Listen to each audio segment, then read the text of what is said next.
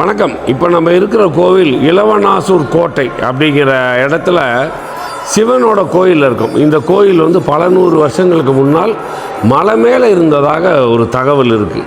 இன்றைக்கி மலையே பூமி கீழே இறங்கி தரைமட்டத்தில் வந்து நம்ம இருக்கோம். இப்போ மலை மேலே கோயில் இல்லை, இந்த நிலப்பரப்பில் தான் இருக்குது.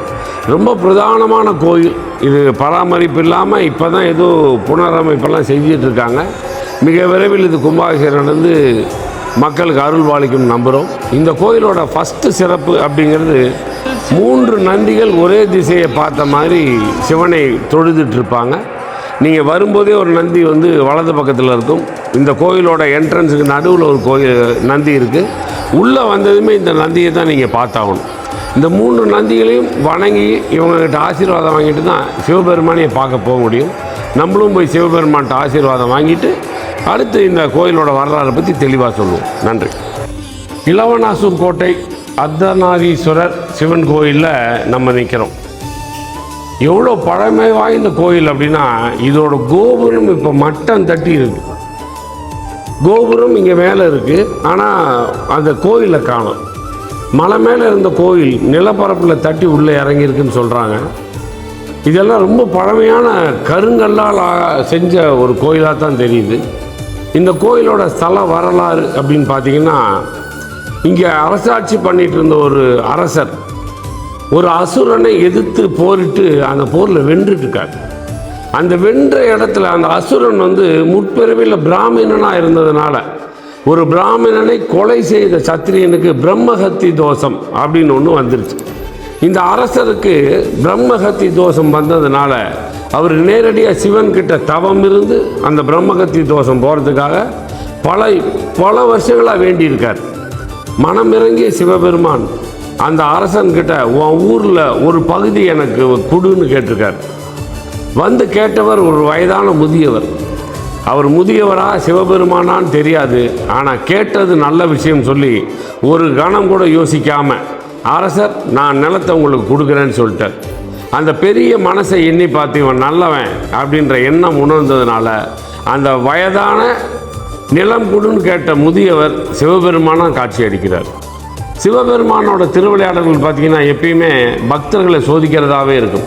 அப்படி அவரோட சோதனைக்குள்ள ஆளான அந்த அரசர் அந்த அசுரன் 2 பேரையும் மனமுகந்து பாராட்டிட்டு அந்த அரசர் அன்னையிலிருந்து இந்த மன்னனுக்கு வந்து சிவனையே நேரடியாக வழிபட்டதுனால என் ஊரில் நீ வந்து உன் ஊரில் எனக்கு ஒரு கோயிலை கட்டுன்னு சொல்லியிருக்கார்.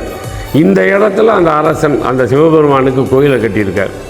அந்த கட்டப்பட்ட இடத்துல ஆணும் பெண்ணும் சமம், ஆணை விட பெண்ணோ பெண்ணை விட ஆணோ உயர்வானவர்கள் இல்லை, சக்தி இல்லையேல் சிவம் இல்லை, சிவன் இல்லையேல் சக்தி இல்லை என்ற தத்துவம் இந்த கோயிலில் இருக்குன்னு சொல்லி அந்த அரசர் அர்த்தநாரீஸ்வரர் அப்படின்ற 2 பேரையும் சேர்த்து வச்ச ஒரு லிங்கத்தை வந்து கிரியேட் பண்ணியிருக்கார். அந்த லிங்கம் வந்து இங்கே உள்ளே இருக்குது. இந்த கோயிலில் வரும்போதே சொன்ன 3 நந்திகள் ஒரே திசை பார்த்த மாதிரி இருக்கும்னு அந்த நந்திகளை வழிபட்டுட்டு உள்ளே வரும்போது ஒரு இடம் இருக்குது. அந்த தீர்த்த தண்ணியில் நீங்கள் வந்து குளிச்சாவோ இல்லை அந்த தீர்த்த குளம் இப்போ இல்லை, அந்த இடம் இருந்தது, அதை நாங்கள் எடுத்திருக்கோம். அந்த தீர்த்த குளத்தில் நீங்கள் குளிச்சாவோ அந்த தண்ணியை குடித்தாவோ தீராத நோயெல்லாம் தீந்துடும் அப்படின்னு சொல்கிறாங்க. இங்கே ஒரு கிணறு இருக்குது. அந்த கிணத்துல ஏதாவது உங்களால் முடிஞ்ச பணம் அது பைசாவாக இருக்கலாம், பணமாக இருக்கலாம், எதுவாக இருந்தாலும் அந்த கிணத்துல போடுறதுக்கு முன்னாடி நம்பிக்கையோட மனசார வேண்டிட்டு இந்த காரியம் நடக்கணும், நடந்தால் நான் இதை செய்கிறேன் அப்படின்னு சொல்லி வேண்டிக்கிட்டு போட்டால் அந்த காசு அங்கே போய் முழுகிரும். ஆனால் உள்ளே போன காசு உங்களோட அந்த வேண்டுதல் நிறைவேற்றி கொடுத்துருன்னு ஒரு ஐதீகம் இருக்குது. கோவில் இன்னும் பிரதானமாகவே இருக்குது. இந்த கோவில் இன்னும் கும்பாபிஷேகம்லாம் செஞ்சு வரும்போது எனக்கு தெரிஞ்சு தமிழ்நாட்டிலேயே பிரம்மாண்டமான சிவன் கோயில் இதுவாக தான் இருக்குன்னு நினைக்கிறேன். அப்படி ஒரு அற்புதமான இந்த கோயில் ராஜராஜ சோழன் ஒரு முறை இந்த பக்கம் வரும்போது தன்னோட வாள் தெரியாமல் வீசினதில் லிங்கத்து மேலே பட்டு ரத்தம் வந்துருச்சு. ஐயோ, லிங்கத்து மேலே பட்டு ரத்தம் வந்துருச்சு அப்படின்னு சொல்லி அதுக்கு பரிகாரம் பண்ணுங்கிறதுக்காக ராஜராஜ சோழனால் கட்டப்பட்ட இந்த கோவில் மிக பிரம்மாண்டமாக இருக்குது. வழக்கம் போல் ராஜராஜன் சொல்ல எல்லா கோயில்களும் தஞ்சை பெரிய கோயில் மாதிரி அவர் கை வச்ச அத்தனை கோயில்களும் பிரம்மாண்டமாக இருக்குது, கலை சிற்பங்களாக இருக்குது. நம்ம இன்றைக்கும் பார்த்து ஆச்சரியப்படுற மாதிரி தான் இருக்குது. எத்தனையோ 100 வருஷங்களுக்கு முன்னால் ஒரு மனிதன் கலைநயத்தோட ஆன்மீக பயணத்தில் இவ்வளோ அற்புதங்களை செய்திருக்க முடியும்னா அது ராஜராஜ சோழனால் மட்டும்தான் முடியும். இந்த அற்புதமான கோயிலுக்கு உங்களுக்கு நேரம் கிடைக்கும்போது வாங்க. இந்த சாமி எல்லாருக்கும் கொடுக்குற அருள் வாக்கு உங்களுக்கும் தரட்டும். உங்கள் வாழ்க்கை நல்லா இருக்கட்டும். நன்றி, வணக்கம். இன்னொரு தெய்வ திருச்சோலையில் உங்களை நான் சந்திக்கிறேன்.